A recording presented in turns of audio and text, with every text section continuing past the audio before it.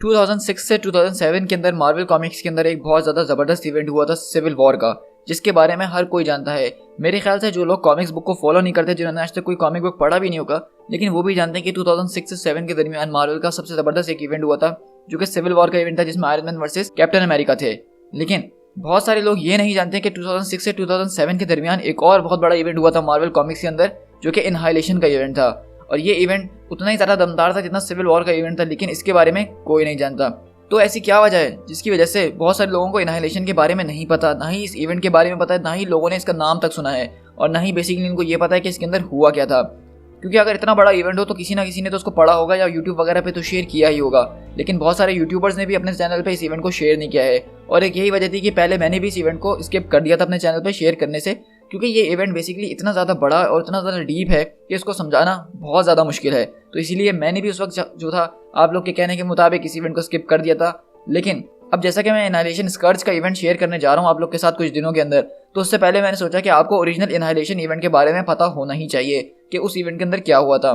So guys, this is Speed Tacker, और आज की इस वीडियो में मैं आप लोग के साथ करने वाला हूँ इनहाइलेशन की कंप्लीट स्टोरी एक्सप्लेन, वो भी सिर्फ एक ही वीडियो के अंदर। लेकिन इस वीडियो को स्टार्ट करने से पहले मुझे आप लोग को बहुत सारी चीज़ें क्लियर करनी है, बहुत सारी चीज़ें समझानी है, वरना अगर हम डायरेक्ट स्टोरी के अंदर कूद जाएंगे तो आपको कुछ भी नहीं समझ में आएगा। सबसे पहले कुछ बात नोट कर लेते हैं, वो ये कि ये वीडियो भाई लोग बहुत ज़्यादा लंबी हो सकती है। हो सकता है कि ये आधे घंटे या फिर 1 घंटे की भी वीडियो हो सकती है, क्योंकि अभी मैं रिकॉर्डिंग शुरू कर रहा हूँ, मुझे कोई अंदाज़ा नहीं है। मैं पूरी कोशिश करूँगा कि मैं सिर्फ इसको स्टोरी को एक्सप्लेन करूँ, ना कि डायलॉग टू डायलॉग हर चीज़ आपको एक्सप्लेन करूँ, जैसे कि मैं हर अपने कॉमिक बुक सीरीज़ में करता हूँ। और दूसरी बात यह है कि थोड़ा सा हम जान लेते हैं इस कॉमिक्स के बारे में कि इसके मेन प्लेयर्स कौन होने वाले हैं। तो 2000 से पहले जो था मार्वल कॉमिक्स बहुत ज़्यादा डाउनफॉल की तरफ चल रहा था, और 2000 से मार्वल के जो राइटर्स थे, एडिटर इन चीफ जो कसाडा जो थे, उन्होंने नए डायरेक्शन में ले जाने की सोचा था मार्वल कॉमिक्स को। और इसीलिए उन लोगों ने सबसे पहले ध्यान दिया कि मार्वल कॉस्मोलॉजी जो है, मतलब मार्वल का जो स्पेस वाली साइड है, उसको बहुत कम लोग जानते हैं, उसके बारे में बहुत कम लोग पढ़ना चाहते हैं, क्योंकि वो बहुत ज़्यादा कन्फ्यूजिंग था। लेकिन इनहाइलेशन का कॉमिक्स एक ऐसा था जिसने सारे के सारे मार्वल स्पेस इवेंट्स को जो है एक साथ मिला दिया था, और उसके बाद स्पेस जो था मार्वल का वो बहुत ज़्यादा अच्छा हो गया था और इंटरेस्टिंग भी हो गया था, लोगों को पढ़ने में मज़ा आने लगा था। जैसा कि मैं शियार स्पेस वाली अभी कुछ स्टोरीज आपके साथ शेयर कर रहा हूँ, तो उन सारी स्टोरीज का शुरुआत यहीं से हुई है। तो इस स्टोरी के अंदर बेसिकली होता ही है कि नेगेटिव जोन नाम की एक जगह है। जैसा कि मैंने आपको बताया था कि एक मल्टीवर्स होती है, जिसके अंदर मुख्तलिफ किस्म की मुख्तलिफ अर्ट्स होती हैं, और वहाँ पे अलग अलग किस्म के हीरोज होते हैं। लेकिन इन सारे मल्टीवर्स का सिर्फ एक ही नेगेटिव जोन होता है जो कि इन सबको एक्सेस कर सकता है। और नेगेटिव जोन बेसिकली हमारे यूनिवर्स की तरह होता है, लेकिन उसमें हर चीज़ नेगेटिवली चार्ज होती है, जैसे हमारे यूनिवर्स में पॉजिटिवली चार्ज होती है। जिस तरह हमारी गैलेक्सी के अंदर मून, सन, स्टार्स वगैरह, इस तरह नेगेटिव जोन में भी वहाँ पे प्लैनेट्स वगैरह हैं, सन्स वगैरह हैं, स्टार्स वगैरह हैं। लेकिन जैसा कि हमारी यूनिवर्स के अंदर cosmic entity, Galactus entity, infinity वगैरह हैं, इस तरह नेगेटिव जोन में कुछ भी नहीं है। लेकिन वहाँ का सबसे खतरनाक एलियन जो वहाँ पे राज करता है, उसका नाम लॉर्ड एनहाइलस है, और उसके पास एक कॉस्मिक रॉड है, जो कि मार्वल में जैसे कि हमारी यूनिवर्स में कॉस्मिक एनर्जी मानी जाती है, इस तरह नेगेटिव जोन के अंदर वो कॉस्मिक रॉड जो है उसका वही काम करती है, वो उसको कॉस्मिक अवेयरनेस देती है। और इस स्टोरी के अंदर होता ये है कि एनहाइलस जो है वो अपनी पूरी की पूरी आर्मी लेके जो है हमारी यूनिवर्स के अंदर घुस गया है, और वो इस पूरी यूनिवर्स को ख़त्म करना चाहता है। वो उसको कॉन्क्यर नहीं बल्कि ख़त्म करना चाहता है, और दोनों में बहुत बड़ा फ़र्क है। और इसीलिए इस स्टोरी के अंदर जो हमारे मेन कैरेक्टर्स होने वाले हैं वो नोवा होने वाला है, जिसकी बहुत ज़्यादा ज़बरदस्त स्टोरी है। और उसके बाद इसमें रॉनिन द अक्यूजर का कैरेक्टर हमारा मेन होने वाला है। कल आर्ट द सुपर स्क्रल जो है वो मेन होने वाला है। Silver Surfer, Galactus, Thanos, Gamora, Peter Quill और गार्डियन ऑफ द गैलेक्सी के कुछ मेंबर्स हैं वो हमारे मेन कैरेक्टर्स स्टोरी में होने वाले हैं। और गाइज एक बात ध्यान में रखिएगा कि जो गार्डियन ऑफ द गैलेक्सी हम लोग मूवीज़ में देख रहे हैं, पीटर क्विल, रॉकेट, गमोरा वगैरह वाली, वो इस कॉमिक के बाद ही कॉमिक्स में बनी थी। इससे पहले वो वाली guardian of the Galaxy comics में होती ही नहीं थी। तो मतलब यहाँ से जो है उस गार्डियन ऑफ द गैलेक्सी से आप मिलने वाले हैं, जिससे आप बहुत ज़्यादा फेमिलियर हैं। सो गाइस, आई होप कि आपको यहाँ से समझ में आ गया होगा कि इस इवेंट के अंदर हम क्या क्या चीज़ें एक्सपेक्ट करने वाले हैं। ये इवेंट बहुत ही ज़्यादा नट्स होने वाला है, आप ये बात मेरी जान लीजिए। और हाँ, वीडियो को आखिर तक ज़रूर देखिएगा, क्योंकि इस वीडियो को बनाने में मैंने काफ़ी ज़्यादा मेहनत करी है, और इतने बड़े एक इवेंट को एक वीडियो में कंडेंस करने की कोशिश करी है। भले आप ये वीडियो जो है एक दफ़ा में नहीं 2 से 3 दफ़ा में देखें, लेकिन पूरी ज़रूर देखिएगा। और हाँ, वीडियो शुरू करने से पहले मेरी एक ही रिक्वेस्ट है कि गाइस आप मेरे चैनल को सब्सक्राइब ज़रूर कीजिएगा, इस तरह का और ऑसम कंटेंट मेरे चैनल पर देखने के लिए। सो गाइस, चलिए अब इस ऑसम सीरीज़ को स्टार्ट करते हैं। उसके बाद आखिर में जाके हम कुछ डिस्कशन करेंगे इस सीरीज़ के हवाले से।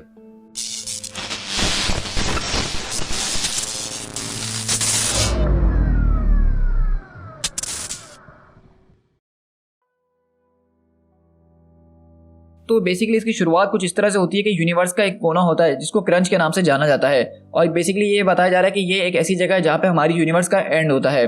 और एनहाइलस ने जो है इसी जगह को चुना है, वहाँ से अपना पोर्टल खोल के अपनी फोर्सेस को दाखिल करने के लिए हमारी मेन यूनिवर्स के अंदर। और इसी तरह एनाइलेशन वेव की शुरुआत होती है करंट से, जो कि हमारी यूनिवर्स का एक एज है। और इसी तरह सबसे पहले जो अटैक करती है एनाइलेशन वेव, वो एक क्लिन के एक प्रिजनर पे करती है, जो कि वो प्रिजन है जहाँ पे खतरनाक कैदियों को रखा गया है इस यूनिवर्स के एज के ऊपर। और एनाइलेशन वेव जैसी वहाँ पे आती है, क्रिंच जो है फौरन ही उसके सामने धूल बन के रह जाता है, और वहाँ से सारे कैदी वगैरह, बहुत सारे तो लोग उसमें से मर जाते हैं, लेकिन कुछ जो ताकतवर कैदी होते हैं वो वहाँ से बच के आज़ाद हो जाते हैं। और इसी तरह हम लोग शिफ्ट होते हैं ज़ेंडार प्लेनेट के ऊपर, और ये एनाइलेशन डे को शुरू हुए अब 7 दिन हो चुके हैं। एनाइलेशन वेव का मतलब ये है कि वो और कुछ भी नहीं बल्कि एनाइलस के बनाए हुए क्रीचर्स हैं जो कि बिल्कुल बग्स जैसे हैं। मतलब ये वेव ऐसी है जो कि जब चलती है तो अपने रास्ते में आई हुई हर चीज़ को ख़त्म कर देती है। ये एक प्लाग की तरह है जो कि अपनी जब गुजरती है तो उसके पीछे सिर्फ खंडर रह जाता है और कुछ भी नहीं। इससे लड़ना इतना आसान नहीं है जितना ये लग रहे होते हैं, क्योंकि सबसे बड़ी वजह ये है कि ये क्वांटिटी में बहुत ज़्यादा हैं। और इसी तरह हम लोग प्लैनेट ज़ेंडार के ऊपर शिफ्ट होते हैं, जहाँ पे वो लोग भी अपने जो है नॉर्मल रूटीन के हवाले से कुछ काम वगैरह कर रहे होते हैं। अचानक पता चलता है कि एक बहुत ख़तरनाक वेव जो है उनकी तरफ आ रही है। और इसी तरह देखते देखते अगले पली जो है वहाँ पे एनाइलेशन वेव पहुँच जाती है ज़ेंडार के ऊपर, जहाँ सारी नोवा कॉर्प जो है उनसे लड़ने के लिए आगे निकल जाती है। लेकिन लिटरली यहाँ पे इतनी बड़ी इन लोग की तादाद थी इस एनाइलेशन वेव की कि पूरे के पूरे ज़ेंडार प्लैनेट के आगे, उनकी पूरी नोवा कॉर्प के सामने वो लोग कुछ भी नहीं थे। और एनाइलेशन वेव में जो थे कुछ इनके पास ऐसे खतरनाक वेपन थे जिससे वो पूरी की पूरी नोवा कॉर्प बर्बाद होकर रह गई। और इसमें हम ये देखते हैं कि यहाँ पे आखिर में जो हमारा मेन नोवा है यानी कि रिचर्ड राइडर, वो यहाँ पे पूरी कोशिश करता है इस वेव से लड़ने के लिए, और एक बहुत बड़ा सा मीटियोर जो इनकी प्लेनेट की तरफ आके गिरता है जिसको नोवा रोकने की आखिर तक कोशिश करता है, लेकिन आखिरकार वो भी इस बड़े से मीटियोर के आगे दबके रह जाता है। और इस तरह हम लोग देखते हैं कि उस प्लेनेट के ऊपर यानी ज़ेंडार प्लेनेट के ऊपर जब उसकी आंख खुलती है, जब वो मलबे के अंदर से निकलता है, तो वो क्या देखता है कि इस पूरे प्लेनेट के ऊपर जितने भी लोग थे, जितने भी नोवा कॉर्प के लोग थे, वो सब मर चुके हैं। अब इस ज़ेंडार के अंदर नोवा कॉर्प का सिर्फ एक ही मेंबर रह गया और वो है खुद रिचर्ड राइडर। मतलब ये वो नोवा की स्टोरी है जिसको बहुत सारे लोग पसंद करते हैं कि एक ही नोवा कॉर्प का बंदा रह गया है, और इसीलिए रिचर्ड राइडर यानी कि नोवा जो है हमारा इस स्टोरी का मेन हीरो माना जाता है, क्योंकि सबसे ज़्यादा नुकसान यहाँ पे जो हुआ है वो रिचर्ड राइडर का हुआ है। उसका पूरा प्लेनेट तबाह हो गया, उसके सारे दोस्त, उसके साथी, उसकी फैमिली, सब कुछ इस प्लेनेट पे ख़त्म हो गया है। अब उसकी लाइफ में सिर्फ एक ही गोल था, वो ये कि वो अपने आप को संभालेगा और किसी ना किसी तरह से एनाइलस को ढूंढेगा और ख़त्म करेगा। और बेसिकली ये वो स्टोरी है जिसको हम लोग MCU में भी देखना चाहते हैं, और ये काफ़ी हद तक अगर आप ध्यान दें तो पॉसिबल भी है। जैसा कि आपको पता है कि थेनोस ने जो पावर स्टोन के लिए ज़ेंडार के ऊपर हमला करा था, जो कि उसने इन्फिनिटी वॉर के शुरू में हमें बताया था। तो ऐसा हो सकता है कि ज़ेंडार के ऊपर जब थेनोस ने वॉर किया था तो वहाँ के सारे नोवा कॉर्प के मेंबर्स मारे गए हों, लेकिन सिर्फ एक आदमी बच गया हो जो कि रिचर्ड राइडर होगा, और वही जाके MCU में आगे जाके हमारा नोवा बनेगा। इसी तरह हम क्री स्क्रल के एक सिस्टम में शिफ्ट होते हैं जहाँ पे एनाइलेशन वेव को 12 दिन गुजर चुके हैं, और इस तरह यहाँ पे हम रॉनन अक्यूज़र के साथ मिलते हैं जो कि अपने कुछ चीज़ों में मसरूफ़ होता है। और दूसरी तरफ हम लोग देखते हैं कि सिल्वर सर्फर जो है वो भी स्पेस के अंदर इधर से उधर घूम रहा होता है, और उसको भी अंदाज़ा हो गया होता है क्योंकि उसके पास कॉस्मिक अवेयरनेस है, तो उसको पता चल जाता है कि यूनिवर्स में जब कुछ भी हो रहा हो तो उसकी खबर उसको फ़ौरन लग जाती है। और इस तरह हम लोग देखते हैं कि ये पूरी एनाइलेशन वेव यूनिवर्स के अंदर एक प्लाग की तरह बढ़ रही होती है, यानी ये एक ऐसी अनस्टॉपेबल फोर्स है जिससे पहले मार्वल में किसी ने देखा ही नहीं। और इस तरह हम देखते हैं कि इस फोर्स को लीड करते हुए लॉर्ड एनाइलस यहाँ पे आ गया होता है, और वो बोलता है कि अब तुम सबका अंत आ चुका है, यानी एनाइलस आ चुका है। अच्छा, यहाँ पे जो है हमारा फर्स्ट इशू खत्म होता है, लेकिन इसके बाद जो है काफ़ी ज़्यादा मिनी सीरीज़ भी थी जिसमें हमने नोवा की अलग स्टोरी देखी कि किस तरह से वो जो है अपने मिशन पे जाता है, अकेला नोवा बचता है, और इस वक्त सारे नोवा कॉर्प की जो पावर्स है वो सिर्फ एक इंसान के अंदर है जो कि रिचर्ड राइडर। और इसीलिए अब स्टोरी में मैं इसको आगे से नोवा के नाम से बुलाऊंगा। तो जब भी मैं नोवा बोलूँ तो अब नोवा कॉर्प नहीं समझेगा बल्कि नोवा हीरो समझेगा, क्योंकि इस वक्त अब सिर्फ एक ही नोवा रह गया जिसकी हम बात कर रहे हैं, और ये इस वक्त बहुत ज़्यादा पावरफुल है। क्योंकि जहाँ पहले जो वर्ल्ड माइंड इनका है वो पूरे नोवा कॉर्प को पावर्स दिया करता था, एनर्जीज दिया करता था, अब वो सारी एनर्जीज वो सिर्फ एक आदमी को दे रहा है। तो अब अंदाजा लगा सकते हैं कि ये कितना ज़्यादा पावरफुल होगा। लेकिन यहाँ से हम लोग एक क्री के सिस्टम के एक प्लेनेट पे शिफ्ट होते हैं जहाँ पे दरअसल नोवा ने जो है कुछ लोगों को अपने साथ जमा किया होता है और एक यूनाइटेड फोर्स बनाई होती है जिसके अंदर Star Lord, Gamora, Drax the Destroyer, Ronan the Accuser और इस तरह के जो हीरोज़ हैं वो शामिल होते हैं। अब ये इन्होंने फोर्स किस तरह से बनाई, इसके लिए आपको उसकी टाइम्स पढ़ना पड़ेंगी, लेकिन वो मैं यहाँ पे शेयर नहीं करूँगा।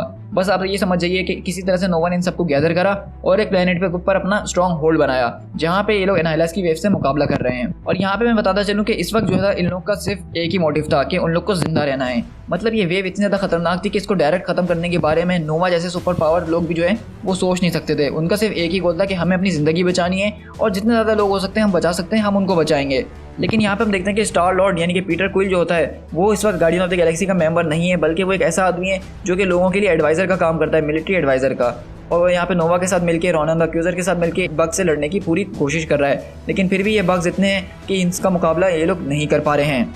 और यहाँ पे इन सारे सुपर पावर लोगों में 3 और ज़बरदस्त हमारे पास हीरोज़ मौजूद हैं, जो कि फायर लॉर्ड, रेडशिफ्ट और स्टारडस्ट। ये तीनों जो हैं गैलेक्टस के फॉर्मर हेराल्ड्स रह चुके हैं, इसलिए ये लोग काफ़ी ज़्यादा पावरफुल है और ये लोग इस जंग को स्पेस में रोकने की कोशिश कर रहे हैं, यानी कि उन बग से स्पेस में लड़ने की कोशिश कर रहे हैं प्लैनेट से बाहर। और दूसरी तरफ हम लोग यहाँ पे देख रहे हैं कि प्लैनेट के ऊपर नोवा, पीटर क्विल वगैरह, गमोरा वगैरह मिलके इन सारे फोर्सेस को एज सून एज पॉसिबल रोकने की पूरी कोशिश कर रहे हैं। जहाँ पे नोवा अपना फुल पोटेंशियल यहाँ पे दिखा रहा है कि किस तरह से वो ज़बरदस्त एक फाइटर है जिसके पास बहुत ज़्यादा पावर आ चुकी है और उसका मुकाबला करना अब किसी की बस की बात नहीं है।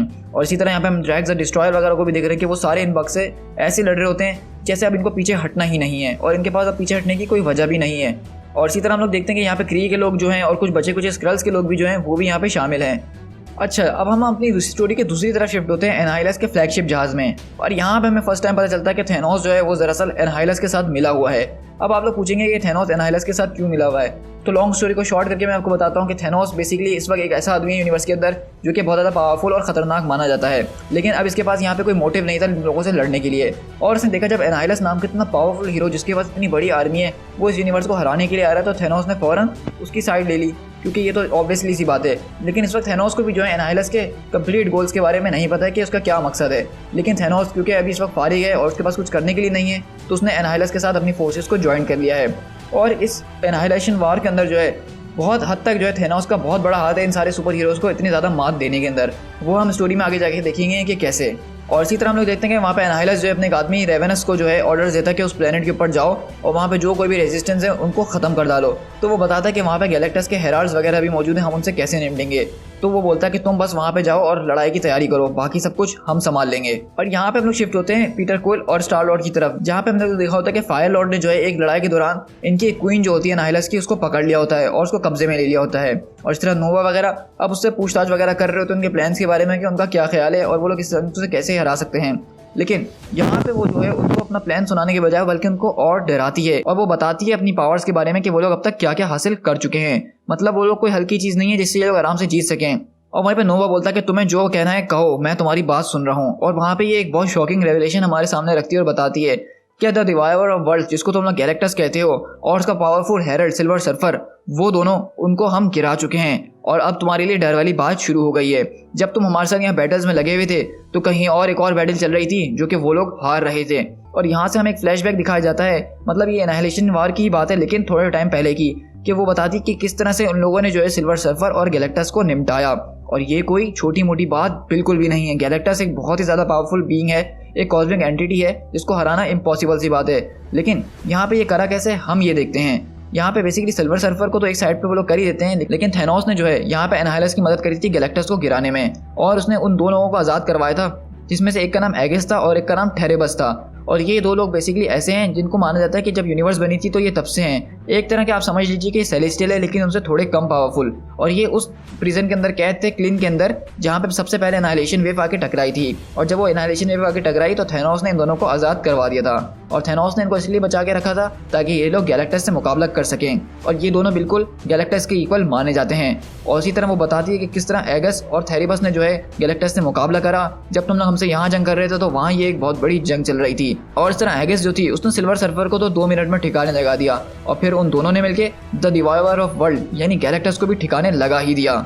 और इस तरह तुम्हारा माइटी गैलेक्टस वो गिर चुका था।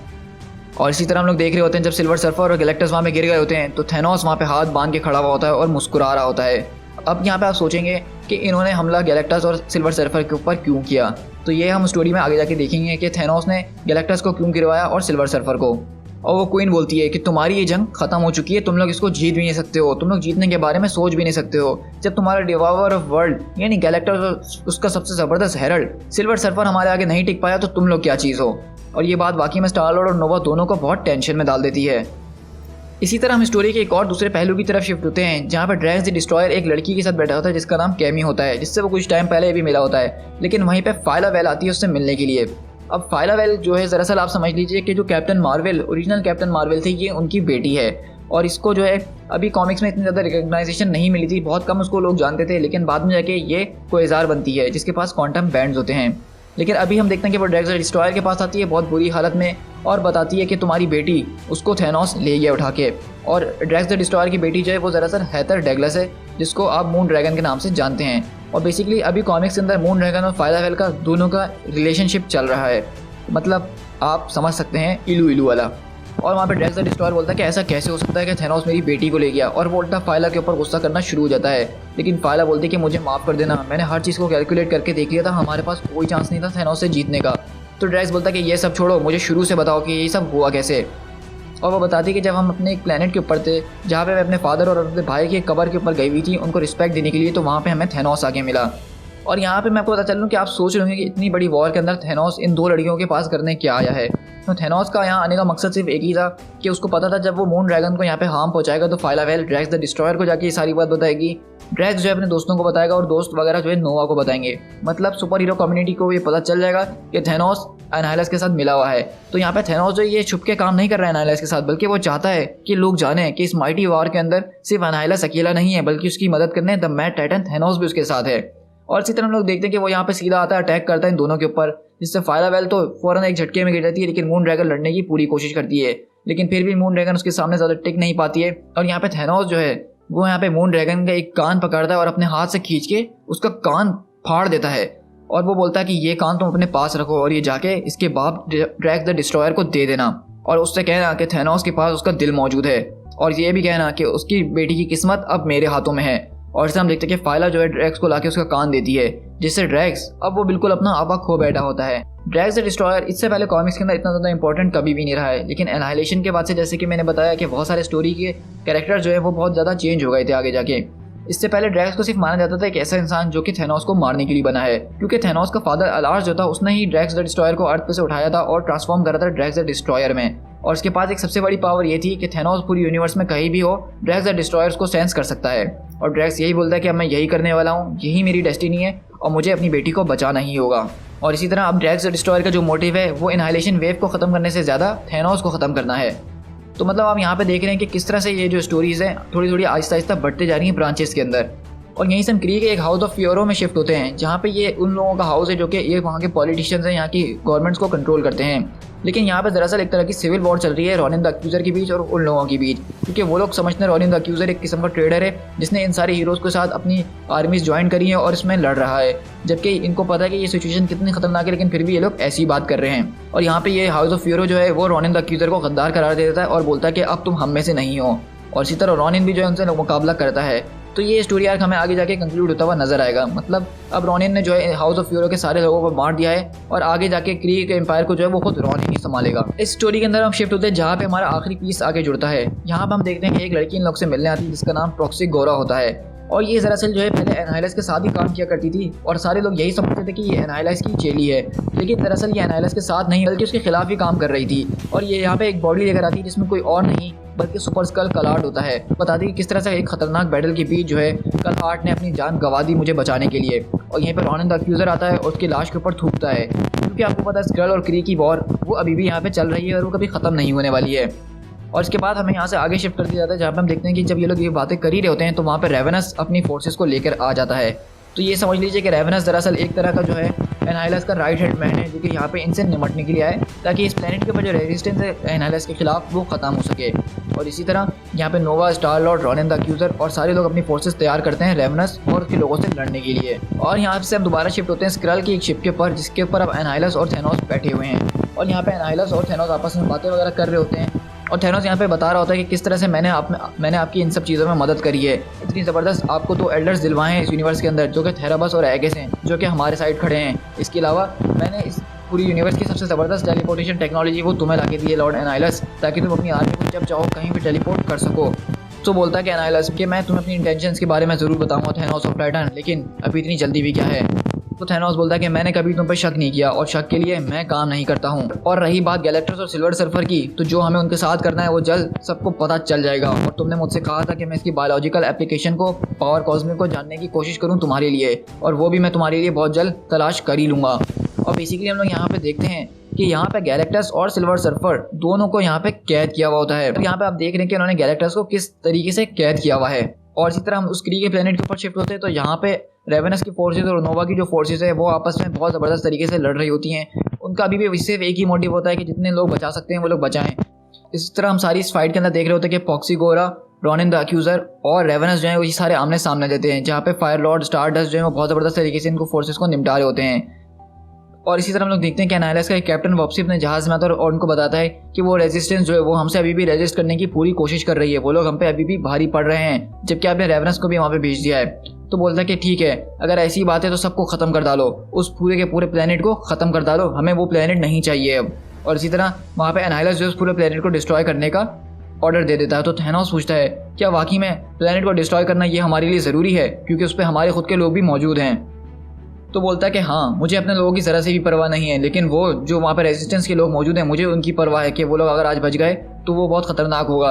और जब तुमने मुझसे लास्ट टाइम बात करी थी थैनोस, तो तुमने मेरे पेशेंस को टेस्ट किया था, मैंने तुमसे गैलेक्टस के बारे में जानकारी पूछी थी, मुझे उसके सीक्रेट्स जानने हैं, मुझे पावर कॉस्मिक के बारे में जानना है, तो क्या तुम मुझे अब बताओगे वो? तो बोलता है कि बिल्कुल थैनोस, जब आप गैलेक्टस को यहाँ पे लेकर भी नहीं आए थे उससे पहले ही मैं गैलेक्टस के बारे में हर एक चीज़ जानता था, लेकिन अब जो मुझे चीज़ें जानने की ज़रूरत थी मैं वो भी जान चुका हूँ। और यहाँ पे थैनोस बेसिकली जो है एनाइलस को एक्सप्लेन करता है कि दरअसल गैलेक्टस वर्क किस तरह करता है, उसके अंदर क्या चीज़ है, वो है क्या चीज़। तो यहाँ पे थैनोस बेसिकली इसको ये बताता है कि गैलेक्टस जो है एक biological application of cosmic power है। मतलब थैनोस कुछ और नहीं बल्कि पूरी की पूरी एक कॉस्मिक पावर है जिसको हर कोई उस तरह से देखता है जिस तरह से वो खुद है। मतलब अगर इंसान गैलेक्टस को देख रहे हैं तो उसको वो इंसानों की तरह नजर आता है कि वो एक इंसान है और बड़ा सा एक पर्पल हेलमेट पहना हुआ है। अगर स्क्रल के लोग देखेंगे गैलेक्टस को तो उनको ये लगेगा कि वो एक स्क्रल है और इस तरह का एक पर्पल हेलमेट पहना हुआ है, और इस तरह so on and so forth. जब क्री के लोग देखेंगे तो वो क्री जैसा लगेगा, जब ब्रूड रेस के लोग देखेंगे, जब शियार के लोग देखेंगे तो वो उनको अपनी तरह से लगेगा। गैलेक्टस उसकी कोई फिजिकल फॉर्म नहीं है बल्कि वो एक एसेंस है यूनिवर्स का, जो कि कॉस्मिक पावर है। उसका काम इस यूनिवर्स के अंदर बैलेंस बनाए रखना है। उसकी जो भूख है वो बहुत ज़्यादा ज़रूरी है प्लैनेट्स की, उसके ज़रिए ही जो उसकी कॉस्मिक पावर है वो चार्ज होती रहती है, और इसी तरह वो अपनी पावर को इस्तेमाल करता है तो वो रिलीज़ भी होती है। इसी तरह ये जो गैलेक्टस का ऑरा है, हमें ये मेंटेन रखने के लिए हमने जो है गैलेक्टस को इस तरह से एक बैटरी के अंदर बदल दिया है। मतलब हम ये जो प्लेनेट तबाह कर रहे हैं उससे हम गैलेक्टस को फीड करेंगे, उसको खाना खिलाएंगे, उसकी एनर्जी बढ़ाएंगे, लेकिन फिर जो गैलेक्टस के अंदर की एनर्जी है उसको हम डायरेक्ट करेंगे अपने काम के लिए। तो मतलब यहाँ पे थैनोस ने जो है गैलेक्टस को पकड़ के सिर्फ उसको पकड़ा नहीं है बल्कि उसको वेपनाइज कर दिया है। मतलब वो गैलेक्टस की एनर्जी से जो है पूरे पूरे प्लैनेट्स पूरी लोगों को तबाह करने निकलेंगे, और जो उन प्लैनेट्स की एनर्जी होगी वो वापसी गैलेक्टस के अंदर शिफ्ट हो रही होगी, जिससे गैलेक्टस बार बार चार्ज हो रहा होगा और अपनी एनर्जी रिलीज कर रहा होगा। तो अब आपको समझ में आएगा कि थैनोस ने जो है सिल्वर सर्फर और गैलेक्टस को क्यों पकड़ा, ना कि किसी और सुपर बीइंग को। और इसी तरह हम लोग दोबारा उस बैटल के अंदर शिफ्ट होते हैं जहाँ पर रेवेनस और रोनिन जो है बहुत ज़बरदस्त तरीके से फाइट कर रहे होते हैं, और वो लड़ते लड़ते एक ऐसे एरिया के अंदर पहुँच जाते हैं जहाँ पे सारे जो हैं वुंडेड लोग मौजूद होते हैं, और यहीं पे उस सुपर स्क्रल की बॉडी भी मौजूद होती है जो कि कलार्ड था। लेकिन हम यहाँ पे देखते हैं कि इस फाइट के बीच जो है फायर लॉर्ड आता है और रेवेनस से लड़ने के लिए वो अपनी पूरी की पूरी पावर को ओवरलोड कर देता है, जिससे एक बहुत ज़बरदस्त ब्लास्ट वहाँ पर होता है, और इस तरह सारे लोग वहाँ से दूर भागना शुरू करते हैं। और नोवा बोलता है कि हमें आपस में दोबारा गैदर होना पड़ेगा, जितने लोग हम जमा कर सकते हैं हमें करना ही होगा। और वहाँ पे इस तरह गमोरा जो है टैरेक्स से लड़ रही होती है, जो कि पहले गैलेक्टस का एक फॉर्मर हेरल्ड रह चुका है, लेकिन अब वो एनाइलस के कब्जे में था, और बोलता है कि प्लीज़ मुझे मार दो, मैं इसको रेजिस्ट नहीं कर सकता हूँ, तुम मुझे मार दो, वो मेरे लिए ज़्यादा बेहतर होगा। और इस तरह गमोरा उसको मार देती है, लेकिन स्टारडस्ट वहाँ पे आता है और बोलता है कि बस बहुत हो गया, हमें इस प्लेनेट से निकलना होगा। तो बोलती है कि तुम ये क्या कर रहे हो, हम लोग इस तरह नहीं जा सकते हैं। तो बोलता है कि मैंने अभी भी पता करा है कि एनाइलस जो है वो इस प्लेनेट को ख़त्म करने आ रहा है, वो भी गैलेक्टस के ज़रिए। गैलेक्टस यहाँ पहुँच चुका है, वो किसी भी टाइम इस प्लेनेट को बर्बाद कर देगा, हमें जल्द से जल्द यहाँ से निकलना होगा। तो गमोरा बोलती है फिर मुझे अपने दोस्तों को भी बताना होगा ये बात। और इस तरह गमोरा जो है कॉम्स के ऊपर सबको ये खबर दे देती है कि गैलेक्टस इस प्लेनेट की तरफ आ रहा है, इसको ख़त्म करने के लिए जितने लोग जमा कर सकते हो करो और इस प्लेनेट से फ़ौरन निकलो। और नोवा वो यही करता है, वो बोलता है कि हम इस फाइट से रिट्रीट कर रहे हैं क्योंकि गैलेक्टस इस प्लेनेट को वैसे भी ख़त्म करने आ रहा है, हम जिस पर जितना भी लड़ लें कोई फ़ायदा नहीं होगा, क्योंकि गैलेक्टस के आगे हम में से कोई भी नहीं खड़ा हो सकता है। और इस तरह वो लोग सब वहाँ से निकलने की कोशिश कर रहे होते हैं, लेकिन तभी हम अचानक देखते हैं कि वहाँ पे कोई और नहीं बल्कि सुपर स्कर्ल द कलार्ड जो होता है वो वहाँ पे जिंदा हो जाता है, और बोलता है कि कोई मुझे बताएगा कि गैलेक्टस का फॉर्मर हेरल्ड और रोनिन द अक्यूजर मेरे ऊपर क्या कर रहे थे। क्योंकि बेसिकली जब यहाँ पे फायर लॉर्ड ने अपनी ज़बरदस्त किस्म की एनर्जी रिलीज़ करी तो उसके ज़रिए, क्योंकि कलार्ड जो है वो दरअसल फैंटास्टिक फोर का एक कॉम्बिनेशन है, तो उसकी जॉनी स्टॉर्म वाली जो पावर्स थी उसने उस सारी एनर्जी को, हीट एनर्जी को अपने अंदर एब्जॉर्ब कर लिया, जिससे वो दोबारा जिंदा हो गया। Nova, Star Lord, Phyla-Vell, Drax the Destroyer और कैमी वगैरह जो हैं वो जहाज़ में चढ़ रहे होते हैं क्योंकि अब उनको ये प्लेनेट छोड़ के जाना होता है। लेकिन तभी वो लोग वहाँ पे नोटिस करते हैं कि ड्रैक्स द डिस्ट्रॉयर वो इस जहाज़ में नहीं चढ़ा है, क्योंकि ड्रैक्स द डिस्ट्रॉयर ने कहा था कि वो अब यहीं पे रुकेगा, इन सारे बग्स को ख़त्म करेगा जब तक उसकी जान है, और वो जाके सीधा थैनोस से लड़ेगा। और यहाँ पे बेसिकली ये एक लिटरली दिमाग हिलाने वाली बात है। इससे पहले हम ड्रैक्स द डिस्ट्रॉयर को जितना बेकार एक कैरेक्टर समझते थे, उसने यहाँ पे वो सब कुछ प्रूव कर दिया। मतलब ये सारे लोग इस प्लेनेट से बाहर निकल जाते हैं, लेकिन ड्रैक्स द डिस्ट्रॉयर वो अकेले इस प्लेनेट के ऊपर रुकता है, और यहाँ पे हज़ारों करोड़ों एनाइलेशन बग्स जो होते हैं उनसे वो अकेला लड़ रहा होता है, वो भी सिर्फ अपने 2 चाकुओं के साथ। और इसी तरह हम देखते हैं कि अगले पल गैलेक्टस वहाँ पे आ जाता है, जिसको एनहाइलस ने एक मशीन के अंदर कैद किया हुआ होता है और उसके जरिए वो अपनी खतरनाक एनर्जी मारता है इस प्लेनेट की तरफ। लेकिन वहाँ पे गैलेक्टस के 2 फॉर्मर हेराल्ड्स, जिसमें से एक रेड स्टार और फायर लॉर्ड जो हैं वो दोनों मिलकर भी इसकी एनर्जी को रोक रहे होते हैं और वो कुछ टाइम के लिए गैलेक्टस की इस एनर्जी को रोक भी लेते हैं। लेकिन रेवनस नीचे से देख रहा होता है और बोलता है कि ये लोग फूल्स हैं, क्योंकि वो लोग इसके सामने ज़्यादा देर नहीं टिक पाते हैं। और अगले पल वो एनर्जी का ब्लास्ट उस प्लेनेट पे आके लग जाता है और इस तरह नोवा कॉर्प और उसके जो बचे कुछ लोग होते हैं वो सारे अब इस प्लेनेट को छोड़ के आगे की तरफ बढ़ रहे होते हैं। और यहाँ से बेसिकली नोवा और पीटर जो है आपस में बातें कर रहे होते हैं, क्योंकि अब नोवा बोलता है कि हमें जो है अर्थ को आगाह करना होगा। अच्छा, मजे की बात यहाँ पे ये है कि इतनी बड़ी वॉर हो रही है और आप लोग सोच रहे होंगे कि सबसे ज़्यादा सुपर हीरोज जो है उस वक्त अर्थ के ऊपर मौजूद हैं और उनमें से एक भी हमें इतनी बड़ी स्टोरी में क्यों नहीं दिखा। तो उसका जवाब बहुत ही ज़्यादा सिंपल है और मज़ेदार। वो ये है कि इस वक्त अर्थ के ऊपर सिविल वॉर का इवेंट चल रहा है, जहाँ पे आयरन मैन और कैप्टन अमेरिका की जंग चल रही है। उन लोग को पता ही नहीं है कि स्पेस के अंदर एक इतनी खतरनाक जंग हो रही है जिससे उनकी पूरी रियलिटी खतरे में है। गैलेक्टस कैद हो चुका है, पूरे जेंडार की नोवा कॉर्प खत्म हो चुकी है और ये लोग जो है बचते बचाते यहाँ तक पहुँचे हैं। लेकिन अर्थ पे किसी को कोई खबर ही नहीं है, वो लोग अपनी लड़ाई के अंदर लगे हुए हैं। तो यही वजह है कि इतनी ज़बरदस्त स्टोरी के अंदर जो है हमारे अर्थ के सुपर हीरोज़ वो हमें नज़र नहीं आए। तो इसीलिए नोवा बोल रहा है कि हमें अर्थ पे जाना होगा और उनको आगाह करना होगा, क्योंकि अब बेसिकली ये एक ऐसा पॉइंट आ चुका है कि यहाँ पे सिर्फ एनाइलेशन वेव और अर्थ के दरमियान नोवा और उसके लोग मौजूद हैं। मतलब अगर यहाँ पे कल को नोवा के लोग हार जाते हैं तो एनाइलेशन वेव सीधा जो है अर्थ पे पहुँचेगी। तो इसलिए वो बोलता है कि हमें जो है अर्थ पे आगाह करना होगा इस बारे में। लेकिन हमें पता है कि अर्थ पे वो लोग इस बारे में उनको कुछ चिंता ही नहीं है, क्योंकि उनको पता ही नहीं है, वो लोग अपनी जंग में लगे हुए हैं। और बेसिकली इसकी एक व्हाट इफ स्टोरी भी है, जिसके अंदर हम यही देखते हैं कि जो है नोवा की फोर्सेस यहाँ पे हार जाती है स्पेस के अंदर और इनहाइलेशन वेव अर्थ पे पहुंच जाती है, जहाँ पे सिविल वॉर चल रही होती है। तो वो स्टोरी भी बहुत ज़्यादा कूल है और मैं इसको फ्यूचर में शेयर करूँगा अपने चैनल पे। और इसी तरह हम लोग शिफ्ट होते हैं यहाँ से ड्रैग्स द डिस्ट्रॉयर के पास, जो कि इनहाइलेशन वेव के जो उनके कुछ जहाज़ वगैरह होते हैं उसी को कैप्चर करते हुए, उन्हीं का सहारा लेते हुए आहिस्ता आहिस्ता थैनोस के एक एक कदम करीब पहुंच रहा होता है। जैसा कि मैंने आपको बताया था कि ड्रैग्स द डिस्ट्रॉयर की सबसे बड़ी पावर यही थी कि वो थैनोस को सेंस कर सकता है इस पूरी यूनिवर्स के अंदर वो कहाँ पे भी है। और ड्रैग्स द डिस्ट्रॉयर लिटरली यहाँ पे इन बग्स को मारते हुए अपना रास्ता बना रहा होता है थैनोस तक पहुँचने के लिए। और ड्रैग्स की सबसे मज़ेदार बात यह है कि उसके पास अनलिमिटेड स्टेमिना है, वो कभी थकता नहीं है और इसीलिए जो कोई भी जितनी भी बग्स उसके सामने आ जाए वो उनसे लड़ता हुआ थैनोस के लिए आगे निकल ही रहा होता है।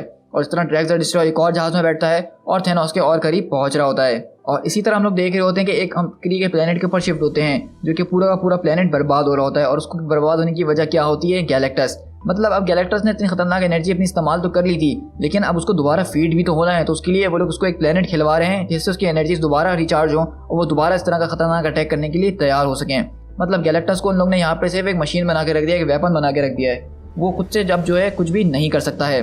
और यहाँ पे हम देखते हैं कि थैनोस, जिसके पास इस वक्त उसकी बेटी मून ड्रैगन मौजूद है, वो एनाइलस के साथ बैठा हुआ इन सारी चीज़ों के ऊपर नज़र रख रहा होता है।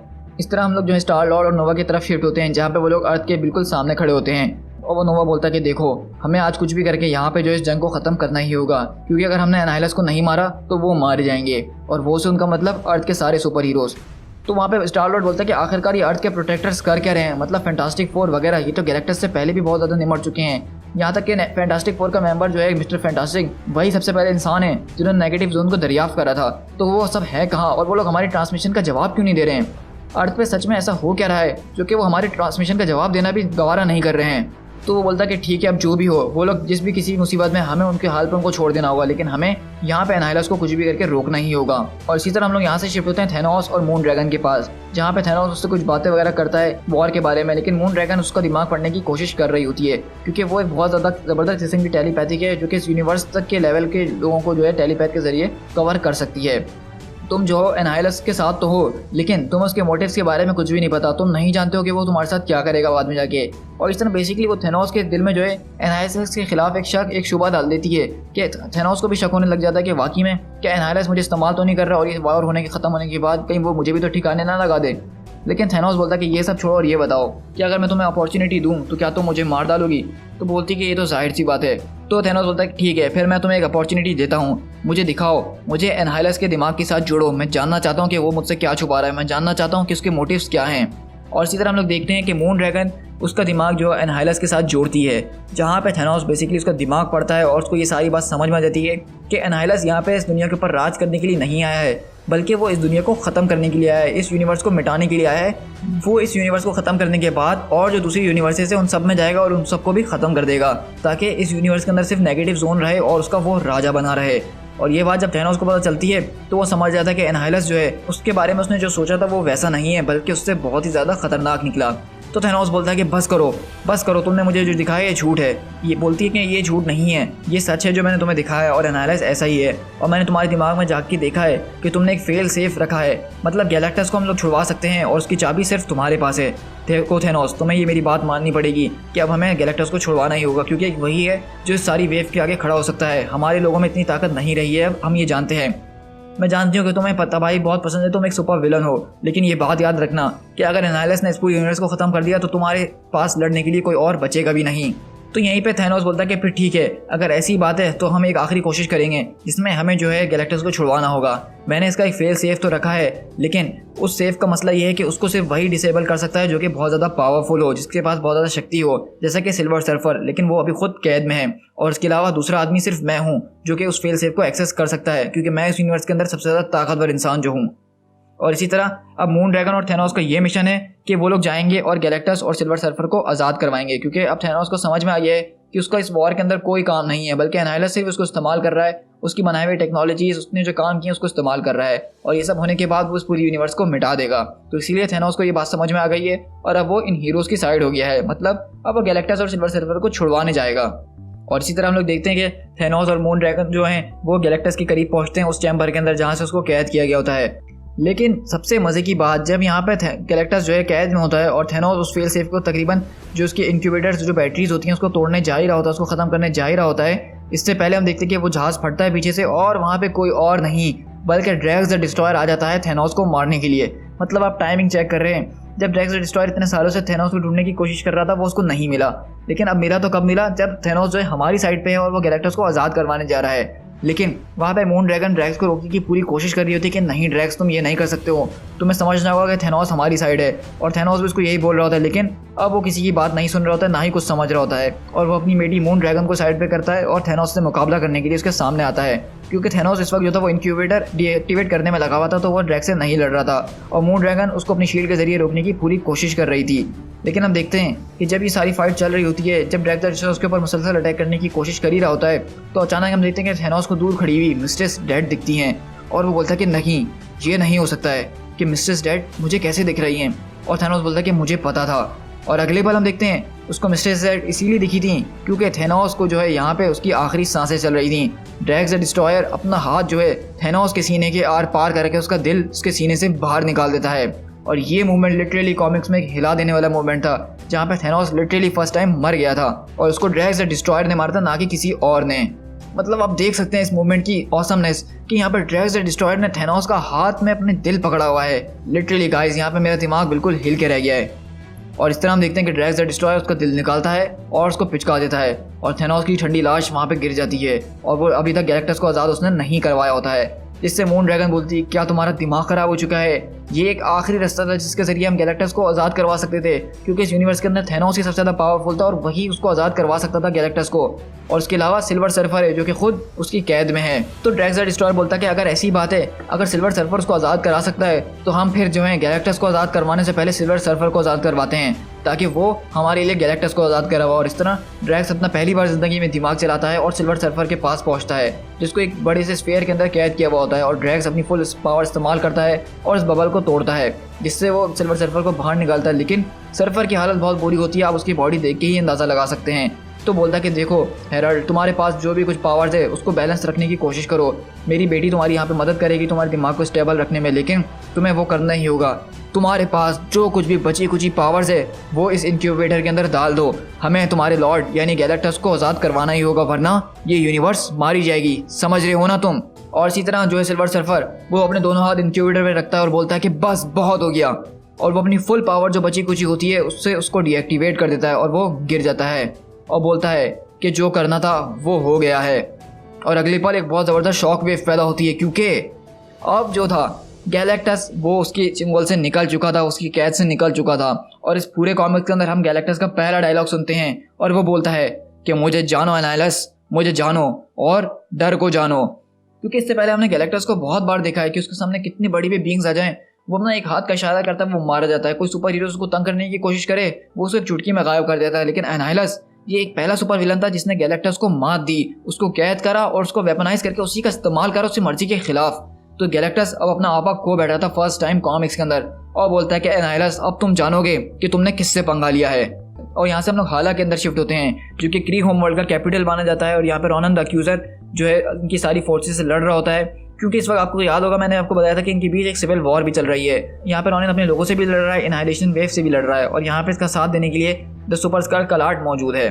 और इसी तरह हम लोग देखते हैं कि यहाँ पर रॉनन द अक्यूजर घुसता है उन लोगों के पास जो कि इससे गद्दारी कर रहे थे द हाउस ऑफ फ्यूरो, और वो उन सबको ठिकाने लगा देता है। और वो यहाँ पे जो है इसके साथ सिर्फ यहाँ पर रुकता नहीं है बल्कि उनका जो सुप्रीम इंटेलिजेंस होता है जो इन सब चीज़ों को कंट्रोल कर रहा होता है उसको भी जो है रॉनन द अक्यूजर ठिकाने लगा देता है। और इन सब के बीच वो यहाँ पर रेवेनस जो है उससे भी निमट लेता है। और इस तरह होता ही है कि आखिर में हाउस ऑफ फ्यूरो को मारने के बाद अब सबसे ज़्यादा ताकतवर इंसान क्री होम वर्ल्ड के ऊपर सिर्फ एक ही मौजूद था और वो रॉनन द अक्यूजर था, क्योंकि उनका जो सुप्रीम इंटेलिजेंस था अब उसको खुद रॉनिन ने अपने हाथों से मार दिया था और वो वहाँ से उसको मार के बाहर निकल गया था, क्योंकि इनकी पॉलिटिक्स जो थी वो बहुत ज़्यादा ख़राब हो चुकी थी। इतनी बड़ी जंग के अंदर भी उनको सिर्फ अपने प्लेनेट को बचाने की लगी हुई थी और ये बात रॉनिन को ज़रा भी नहीं पसंद आ रही थी। और इसी तरह हम लोग देखते हैं कि उसको मारने के बाद जब रॉनिन बाहर आता है, क्योंकि अब वो बहुत ज़्यादा ताकतवर हो गया होता है, तो सारे लोग क्री के लोग जो है उसको अपना लॉर्ड मान लेते हैं, अपना एम्परर मान लेते हैं। और यही एक वजह है जिसकी वजह से हमने देखा था कि जब सीक्रेट इन्वेजन का टॉपिक चल रहा था तो उसके अंदर रॉनन द अक्यूजर जो था वो क्री का जो था हेड था, उनका किंग था, उनका राजा था।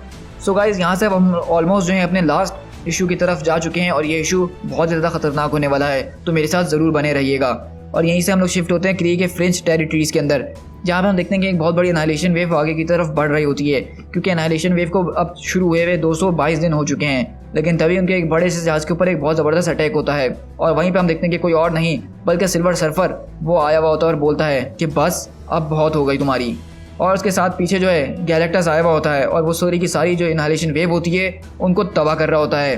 और यही बात जो एनाइलस को पता चलती है और बोलता है कि नहीं, ये नहीं हो सकता है, गैलेक्टस वो फ्री हो चुका है, ये कैसे हो सकता है, क्योंकि उसको नहीं पता था कि थेनोस ने जो इससे गद्दारी करी है। लेकिन वहीं पे हम देखते हैं और इसी तरह हम लोग देखते हैं कि यहाँ पे होता ये है कि गैलेक्टस जो है वो बोलता है सिल्वर सर्फर को, मेरे हेरल्ड जाओ अपनी पूरी स्पीड के साथ और जो कोई भी इस एरिया के अंदर हीरोज़ मौजूद हैं उनको वार्न दे दो कि वो लोग इस एरिया से फ़ौरन निकल जाएं, क्योंकि अब ये लोग नहीं बचने वाले। मेरे हेरल्ड मेरा गुस्सा देखो। और इस तरह हम लोग देखते हैं कि यहाँ पे जो है गैलेक्टस वो अपनी मैक्सिमम पावर इस्तेमाल करता है इस एनाइलेशन वेव के बीच में खड़े होके, जिससे वो एक बहुत हद तक जो है एनाइलेशन वेव का 2/3 पोर्शन ख़त्म कर देता है अपने सिर्फ एक ही ब्लास्ट के अंदर, जिससे एनाइलस जो होता है वो हिल के रह जाता है और बोलता है कि ये पॉसिबल ही नहीं है कि मेरी इतने बड़ी आर्मी को उसने एक झटके में ख़त्म कर दिया। और हम देखते हैं कि आसपास के जो प्लैनेट्स होते हैं जहाँ पे नोवा फाइलावेल वगैरह मौजूद होते हैं वो भी देखते हैं कि स्पेस के अंदर इतना बड़ा धमाका हुआ है और वो लोग जब हिसाब किताब लगाते हैं तो उनको पता चलता है कि ये कोई और नहीं बल्कि गैलेक्टस था। और ये धमाका इतना बड़ा हुआ होता है बेसिकली कि इससे तकरीबन सिर्फ कुछ लोग नहीं बल्कि काफ़ी प्लैनेट जो है वो तबाह हो गए होते हैं इसके एक ब्लास्ट की वजह से। और इसी वजह से एनाइलेशन वेव का बहुत बड़ा हिस्सा जो है वो यहाँ पर जल के राख हो जाता है। और इस तरह सिल्वर सर्फर सारे हीरोज़ को वार्निंग दे रहा होता है कि जो कोई भी इस एरिया में वो यहाँ से निकल जाए, क्योंकि एनाइलस अब तुम्हारे लिए गैलेक्टस आ रहा है। और ये सारी चीज़ें सारे हीरोज़ को पता चल जाती हैं क्योंकि सिल्वर सर्फर सबको वार्न कर देता है। और इसी तरह हम लोग देखते हैं कि प्लैनेट हाला के ऊपर जो है वो क्री के लोग अपना कमांड संभालते हैं और वो लोग इस सारी एनाइलेशन वेव के ऊपर काफ़ी ज़्यादा भारी पड़ रहे होते हैं। और इस तरह हम डीप स्पेस के अंदर शिफ्ट होते हैं जहाँ पे एनाइलेशन वेव का जो पूरा का पूरा एक फ्लैगशिप जहाज़ होता है, पूरी की पूरी एक आर्मी होती है, अब वो सिर्फ कुछ और नई खंडर बन के रह गई होती है और स्पेस में इधर से उधर मंडरा ली होती है। लेकिन उसी एक जहाज़ के पीछे से एनाइलस निकलता है और बोलता है कि सब मर जाएंगे एनाइलस के साथ, लेकिन एनाइलस जिंदा रहेगा, एनाइलस लिव्स। और इस तरह इस पूरी की पूरी डिस्ट्रक्शन के बीच जो था गैलेक्टस के सामने वो एनाइलस अभी भी जिंदा खड़ा होता है और वो देखता है कि गैलेक्टस किस तरह से उसकी आर्मी को ख़त्म करते हुए जा रहा होता है। और वो बोलता है कि चाहे तुम लोग मुझे कितना भी ख़त्म करने की कोशिश करो लेकिन इस दुनिया को नहीं बचाया जा सकता है डिवाइडर ऑफ वर्ल्ड। एनाइलस के पास बहुत चीज़ें, बहुत रिसोर्सेज मौजूद है नेगेटिव जोन में, वो अपनी आर्मी दोबारा बना लेगा, उसके पास इसकी कोई लिमिट नहीं है, वो जितना चाहे आर्मी प्रोड्यूस कर सकता है। लेकिन हम वहीं पे देखते हैं कि स्टार लॉर्ड, फाइलावेल और नोवा यहाँ पे पहुँचते हैं और नोवा बोलता है कि नहीं, ये कहानी आज यहीं पे ख़त्म होती है, चाहे इसके लिए मुझे मरना ही क्यों ना पड़े, वन वे और अनदर, लेकिन तुम्हें आज यहाँ पे मारना ही होगा। और इस तरह हम लोग देखते हैं कि फाइनली वो मोमेंट आ गया जिसका आप सबको इंतजार था, मतलब नोवा वर्सेस एनाइलस 1-1। क्योंकि सबसे ज़्यादा इस लड़ाई के अंदर आपको पता है कि जिसका नुकसान हुआ है वो नोवा था, उसने पूरे का पूरा प्लेनेट अपना खो दिया, अपनी नोवा कॉर्प को खो दिया है, तो सबसे ज़्यादा बदला लेना जो बनता था वो नोवा का ही था। और इसी तरह हम लोग देखते हैं कि एनाइलस भी जो है उससे गुस्से में और नोवा अपनी फुल स्पीड के साथ दोनों आमने सामने टकराते हैं, इससे एक बहुत ज़ोरदार ब्लास्ट होता है स्पेस के अंदर। और यहाँ पे हम देख रहे होते हैं कि नोवा जो है उससे लड़ाई करने की पूरी कोशिश कर रहा होता है।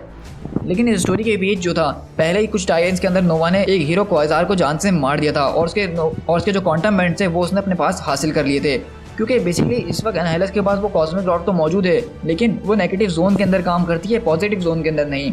तो इसलिए उसको कुछ वेपन्स चाहिए थे इस यूनिवर्स में अपना डिफेंड करने के लिए।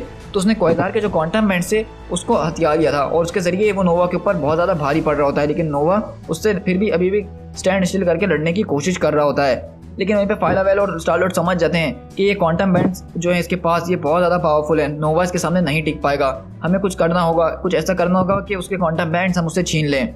तो फाइलावेल बोलती है कि नहीं, मैं इसको मरते हुए यहाँ पे नहीं देख सकती हूँ, हमें कुछ ना कुछ तो करना पड़ेगा। लेकिन उनको कुछ समझ में नहीं आ रहा था कि वो लोग करें तो क्या करें। और हम यहाँ पर देखते हैं कि नोवा की बहुत बुरी हालत हो गई होती है पिटने के बाद, उसका मुंह सब फट गया होता है, उसके कॉस्ट्यूम सब फट गया होता है। लेकिन वहीं पर जब उसको आखिरी ब्लो मारने जा रहा होता है, वहीं से फाइलावेल आती है पीछे और उसके क्वांटम बैंड्स को पकड़ती है, जिससे एक बहुत जोरदार ब्लास्ट निकलता है और फाइलावेल दूर जाके गिरती है। लेकिन यहाँ पे दरअसल होता ही है कि क्वांटम बैंड्स एनाहिलस के हाथों में से निकलते हैं और वो सीधा निकल के जाके फाइलावेल के हाथों में लग जाते हैं। तो आप सोचेंगे कि ये कैसे हुआ। तो क्वांटम बैंड्स बेसिकली जो है, जैसा कि उनका नाम है, वो क्वांटम एनर्जी को इस्तेमाल करते हैं और इसके पीछे एक कॉस्मिक एंटिटी है इयॉन के नाम से जो इसको पावर देती है। और ये एक तरह से सेंटिएंट बैंड्स हैं, इनके अंदर एक पावर है, एक लिविंग बीइंग है। तो ये बैंड्स जो है बेसिकली इस अर्थ को प्रोटेक्ट करने के लिए बनाए गए हैं और एनाहिलस इस वक्त इसको बर्बाद कर रहा था। फाइलावेल ने उस बैंड्स को छुआ तो उसने देखा कि इसका दिल साफ है, इसका सोल साफ है, ये इस अर्थ को बचाना चाहती है। तो इसीलिए वो बैंड जो निकल के फाइलावेल के पास चले गए ताकि वो इस अर्थ को प्रोटेक्ट कर सके। और इसी तरह फाइलावेल इस मोमेंट के बाद से जो थी अब से फाइलावेल नहीं बल्कि क्वाज़ार बन गई थी, क्योंकि उसके पास क्वांटम बैंड्स आ गए थे। और वो बोलती है कि क्वांटम बैंड्स को मैंने छुआ और उसने मुझे चूज़ किया, और वो एनाहिलस के ऊपर बहुत ज़ोरदार ब्लास्ट मारती है। और इस तरह नोवा भी पीछे नहीं हटता है और नोवा और फाइलावेल दोनों जाके उससे लड़ना शुरू करते हैं। लेकिन आखिर में जो हम चीज़ देखते हैं वो ये है कि अभी भी एनाहिलस उसको धमकी दे रहा होता है कि तुम मेरा कुछ नहीं बिगाड़ सकते, मैं एक कॉस्मिक पावर हूँ, तुम कुछ भी कर लो, मुझे नहीं मार पाओगे। लेकिन नोवा बोलता है उसकी तरफ भागते आते हुए कि तुम्हें जो कहना है कहते रहो, लेकिन तुमसे हमने क्वांटम बैंड्स भी छीन लिए हैं, हमने गैलेक्टस को भी तुमसे छुड़वा लिया और तुम्हारा जबड़ा भी मैं आज तोड़ के ही रहूँगा। और बेसिकली नोवा जैसा बोलता है वैसा ही करता है, वो उसको एक दीवार के साथ लगाता है, उसका मुंह अपने दोनों हाथों से खोलता है और हम देखते हैं कि नोवा उसके गले के अंदर हाथ डाल के उसको बाहर खींच लेता है। मतलब यहाँ पे नोवा ने जो है बेसिकली एनाहिलस के पेट के अंदर हाथ डाल के उसका सब कुछ बाहर निकाल दिया है और बोलता है कि ये है नोवा कॉर्प जिसको तुमने मारा था। और यहाँ पे गाइस लिटरली मुझे इतनी खुशी हुई थी ये पैनल देख के। मतलब इस कॉमिक्स के हमने शुरू में देखा था कि नोवा के साथ कितना बुरा हुआ, सबसे ज़्यादा दुख उसने सहा था और अभी भी यहाँ पे उनके जीतने के चांसेस बहुत ज़्यादा कम थे। लेकिन हमने देखा कि किस तरह से उसने यहाँ पे जो है एनाहिलस के मुंह के अंदर हाथ डाल के उसके अंदर की सारी चीज़ें बाहर निकाल दी और उसको जान से मार दिया। तो मैं यहाँ पे बिल्कुल खुशी से पागल हो गया था। और इसी तरह हम लोग देखते हैं कि वहाँ पे जो है नोवा भी अपनी बहुत बुरी हालत में वहाँ पे गिर जाता है और थोड़ी देर रेस्ट करता है। और हम देखते हैं कहीं दूर से जो है थैनोस वो मिस्टर डेथ के साथ खड़ा हुआ ये सब कुछ देख रहा होता है। और इसी तरह चीज़ें जो है शांति की तरफ आगे बढ़ने लग जाती हैं। कीरी के अंदर अब रॉनिन जो है वहाँ पे राज कर रहा होता है। रिचर्ड राइडर और पीटर क्विल जो हैं अभी कुछ अर्से से एक साथ होते हैं और अपने आगे के मिशन के बारे में सोच रहे होते हैं। रेवनस जो है उसको रॉनिन ने जो है कुछ जगहें दे दी होती हैं अर्थ के ऊपर रहने के लिए और उनके बीच एक कोल्ड वॉर चल रही होती है। और इस तरह गैलेक्टस वो अपने सारे फॉर्मर हेलर्ट्स को जमा करता है और दोबारा से अपनी पावर्स को बढ़ाने के लिए निकल जाता है कि इस वॉर ने जो है उसको भी काफ़ी ज़्यादा वीक कर दिया था। और इसी तरह हमने देखा कि रेवेनस जो है अब उसको क्री के ऊपर एक क्री का प्लेनेट दे दिया होता है जिसका नाम क्री लार होता है, जहाँ पे वो अपने एनाहिलस के जो लोग थे जो उसकी यहाँ पे लोग बच गए थे वो लोग अब इस प्लेनेट पे रह रहे हैं और रेवेनस उनको जो है आगे लीड कर रहा है। और यहीं पर हम देखते हैं कि उनकी क्वीन होती है जिसकी एक बच्चा बर्थ होता है और रेवेनस उस बच्चे को लेकर आता है सारे एनाहिलेशन वेव के सामने और बोलता है कि भले हमारा लॉर्ड क्यों ना मर गया हो लेकिन उसकी लेगेसी वो कंटिन्यू ज़रूर रहेगी। और वो हाथ में उस बच्चे को उठाकर बोलता है कि लॉर्ड एनाहिलस लिव्स। और इस तरह हम देखते हैं कि एनाहिलस जैसा यहाँ पे एक छोटा सा मॉन्स्टर वो एक अंडे के अंदर मौजूद होता है। दी एंड। सो गाइज यहाँ पे हमारी एनाहिलेशन की जो स्टोरी है उसका यहाँ पे एंड होता है जिसके अंदर तकरीबन 7 इश्यूज थे प्रोलॉग को मिला के। लेकिन मैंने इन सबको शॉर्ट से शॉर्ट करके और अच्छे तरीके से समझाने की पूरी कोशिश करी है कि इसमें मैं आपको शॉर्ट भी कर सकूँ और कुछ ऐसा ना हो कि आपसे कुछ छूट जाए। सो जिन लोगों ने ये स्टोरी यहाँ तक देखी है तो मैं मानता हूँ कि उनको ये स्टोरी बहुत ज़्यादा पसंद आई होगी। जिन्होंने सारी चीज़ें बहुत बारीकी से देखी उनको ये स्टोरी बहुत ज़्यादा इंटरेस्टिंग लगी होगी और उनको आखिर तक देखने में मज़ा भी आया होगा। क्योंकि इस स्टोरी के अंदर बेसिकली चीज़ें कुछ ऐसी थी कि हमने इसमें थैनोस को देखा, नोवा को देखा, गैलेक्टस को देखा, सिल्वर सर्फर को देखा, उसके बहुत सारे हेराल्ड्स को देखा और सबसे ज़बरदस्त इसका जो विलन था यानी एनाहिलस वो सच में एक खतरनाक फोर्स था इस यूनिवर्स के लिए और वो उसके ऊपर काफ़ी ज़्यादा भारी भी पड़ रहे थे। लेकिन हमने देखा कि आखिरकार किस तरह से नोवा ने जो अपनी एक ज़बरदस्त टीम बनाई सुपर हीरोज़ की जिन्होंने आखिरकार इस जंग को बहुत असर तक रोक के रखा। लेकिन अगर देखा जाए तो इस जंग को जितवाने में जो सबसे बड़ा प्लेयर था वो कोई और नहीं बल्कि थैनोस था। अगर थैनोस वहाँ पे मून ड्रैगन को नहीं बताता कि गैलेक्टस को किस तरह से छुड़वाया जाता है तो ये लोग ये जंग कभी भी नहीं जीतते, क्योंकि गैलेक्टस एक ऐसा आदमी था जिसने एक ब्लास्ट के अंदर जो है एनाहिलेशन वेव की 2/3 वेव ख़त्म कर दी थी और ये कोई छोटी मोटी बात कहीं से भी नहीं थी। ये वो मूवमेंट है जहाँ से कॉमिक्स के अंदर गार्डियन ऑफ द गैलेक्सी की टीम यहाँ से बनना शुरू हुई थी। इसके बाद पीटर क्विल ने जो है गमोरा वगैरह को एक साथ जमा करा था और एक टीम बनाई थी और इस तरह नोवा जो था, अब क्योंकि वो अकेला नोवा रह गया है तो वो उसके दिमाग में उस हेलमेट के जरिए पूरा का पूरा वर्ल्ड माइंड मौजूद है जो उसको पावर देता है। और इस तरह नोवा आगे जाके अपने एडवेंचर्स करेगा और कुछ लोगों को ढूंढेगा जिनके साथ वो अपनी नोवा की पावर्स शेयर करेगा, और इस तरह वो ऐसा ऐसा पूरी नोवा को अब दोबारा बनाएगा। और यहाँ से फाइलावेल की बात करें तो अब वो जो है कॉमिक्स के अंदर क्वेज़ार बन चुकी है, और थैनोस की बात करें तो वो फिलहाल अभी कॉमिक्स के अंदर मर चुका है, लेकिन हमें पता है कि वो वापसी ज़रूर आएगा, और वो कैसे आएगा वो स्टोरी मैं आपके साथ ज़रूर शेयर करूँगा। सो गाइस, मुझे पता है कि आप में से बहुत सारे लोगों ने तो ये वीडियो पूरी देखी भी नहीं होगी, लेकिन जो लोग वीडियो में यहाँ तक मौजूद हैं मेरे साथ, मैं उनको सच में थैंक्स कहना चाहूँगा कि उन्होंने मेरी इतनी बड़ी एक वीडियो देखी। लेकिन ये वीडियो मैंने सिर्फ आप लोगों के कहने पे भी बनाई थी, वरना मेरा कोई इरादा नहीं था इस वीडियो को बनाने का। लेकिन मैंने कहा कि आपको एनाइलेशन का टॉपिक समझाना ही होगा, क्योंकि ये मार्वल कॉमिक्स के अंदर एक बहुत बड़ा इवेंट था जिससे बहुत ज़्यादा चेंजेस कॉमिक्स के अंदर आई हैं, और वो आप आगे जाके देखते रहेंगे कि कैसे कैसे आई है। क्योंकि आगे जाके वॉर ऑफ द किंग्स का इवेंट होगा, रियल्म ऑफ द किंग्स का इवेंट होगा, और फिर थैनोस इम्पेरेटिव का इवेंट होगा, जो कि सारे एनाइलेशन से कनेक्टेड हैं। और जैसा कि मैं भी अपने चैनल पे एनाइलेशन स्कर्ट्स का इवेंट शेयर करने वाला हूँ, जिसमें हम सेंट्री वगैरह वो देख रहे हैं, उस नए कॉमिक्स के अंदर जो इसी साल रिलीज हुआ है, एनाइलेशन के बहुत ज़्यादा रेफरेंसेस मौजूद हैं। इसीलिए एनाइलेशन के बारे में आपको पता होना ज़रूरी है। और मैं बहुत जल्द जो एनाइलेशन स्कर्ट्स का टॉपिक भी अपने चैनल पर शुरू करने वाला हूँ, जिसमें हम अच्छे तरीके से उस कॉमिक को एक्सप्लेन करेंगे एक एक कॉमिक के साथ, इस तरह नहीं एक वीडियो के अंदर। सो गाइस, आई होप कि आपको मेरी वीडियो काफ़ी ज़्यादा पसंद आई होगी, तो इसको लाइक ज़रूर कीजिएगा, कमेंट करके मुझे ज़रूर बताइएगा कि आपको ये वीडियो कैसी लगी, और इस पूरी कॉमिक बुक सीरीज़ के अंदर आपका फेवरेट मोमेंट कौन सा था। मेरा फेवरेट मोमेंट वो था जब गैलेक्टस आज़ाद हुआ था, और जब नोवा ने जो एनाइलस का गला चीरा था, वो मेरे फेवरेट मोमेंट थे इस कॉमिक के अंदर, मैं हिल के रह गया था। तो आप लोग भी मुझे कमेंट करके ज़रूर बताइए कि आपका फेवरेट मोमेंट कौन सा है, और ये बताइएगा कि आपको ये वीडियो कैसी लगी। साथ ही साथ मैं इस वीडियो के ऊपर एक लाइक टारगेट सेट कर रहा हूँ जो कि है 400 लाइक्स का, और मैं चाहता हूँ इस वीडियो को आप लोग ज़्यादा से ज़्यादा शेयर करें अपने दोस्तों के साथ, क्योंकि एनाइलेशन के टॉपिक के ऊपर वीडियो यूट्यूब चैनल पे बहुत ही कम है, और हिंदी में तो ना होने के बराबर ही है, और एक वीडियो में पूरे एनाइलेशन को समझ लेना, इससे अच्छी और क्या बात हो सकती है। So guys, this is Big Tiger, मिलते हैं किसी और कॉमिक बुक सीरीज़ के साथ। Till then, thank you so much.